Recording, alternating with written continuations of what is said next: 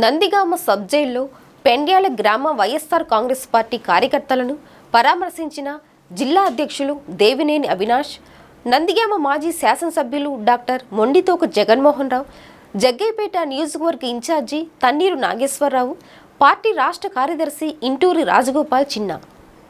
అనంతరం మీడియా సమావేశంలో మాట్లాడిన నాయకులు దేవినేని అవినాష్ మాట్లాడుతూ, పెండ్యాల గ్రామంలో జరిగిన చిన్న ఘర్షణలను అడ్డుకున్నందుకు తెదేపా నాయకులు దాడి చేసి ఘర్షణల్లో లేని చదువుకునే పిల్లలపై కూడా అక్రమ కేసులు పెట్టి జైలుకు పంపారని అన్నారు.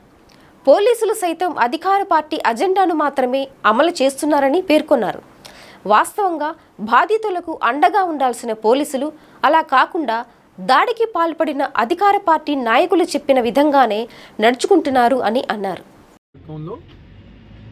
పెండ్యాల గ్రామానికి సంబంధించి వైఎస్ఆర్ కాంగ్రెస్ పార్టీ ముఖ్య నాయకుల మీద, వాళ్ళ కుటుంబాల మీద ఒక చిన్న కారు ఎదురు పడిందని చెప్పిన ఒక చిన్న సంఘటనని ఆసరాగా చేసుకుని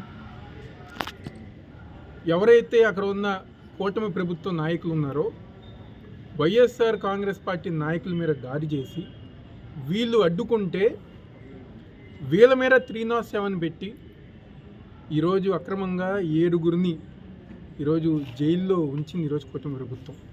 ఈరోజు వాళ్ళకి అండగా పెద్దలు మాజీ శాసనసభ్యులు జగన్మోహన్ రెడ్డి గారు ఒక ఆధ్వర్యంలో నేను కానివ్వండి, జగ్గైపేట నియోజకవర్గ ఇన్ఛార్జ్ తన్నీరు నాగేశ్వరరావు గారు కానివ్వండి, రాష్ట్ర సెక్రటరీ ఇంటూరి చిన్న గారు కానివ్వండి, నందిగామ నియోజకవర్గ ముఖ్య నాయకులు అందరం గారు వెళ్ళి వాళ్ళని పరామర్శించి వాళ్ళకి ధైర్యం చెప్పి వాళ్ళకి పార్టీ అన్ని విధాలుగా అండగా ఉంటుందని చెప్పి వాళ్ళకి భరోసా ఇవ్వటం జరిగింది.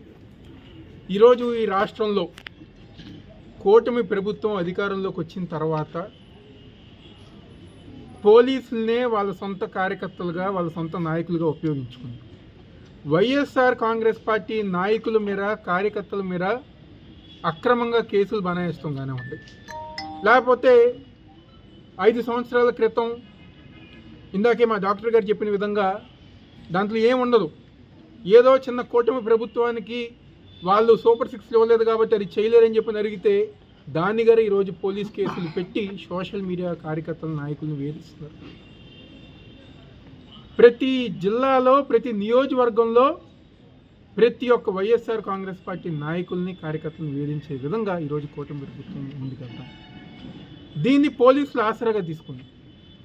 అంటే అఫీషియల్గా తెలుగుదేశం పార్టీ జెండా కప్పుకోలేదు, కానీ తెలుగుదేశం పార్టీ నాయకులుగా, కార్యకర్తలానే ఈరోజు వాళ్ళు దాడి చేసి వాళ్ళు మా మనుషుల్ని ఇబ్బంది పెట్టి, మా పార్టీ కార్యకర్తల నాయకుల్ని ఇబ్బంది పెట్టి వాళ్ళ మీద తప్పుడు కేసులు, దాడి చేసిన వాళ్ళ మీరేమో 324 పెట్టి మధ్యాహ్నం అరెస్ట్ చేసి ఒక గంటలో వదిలేశారు.